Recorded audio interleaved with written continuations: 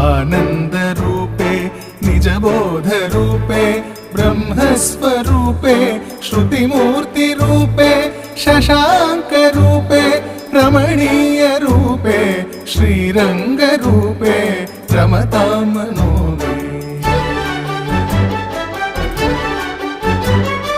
कावेरी तीरे करुणाविलोले मन्दारमूले धृतचारुकेले दैत्यान्तकाले अखिललोकलीले श्रीरङ्गलीले रमतां मनो मे।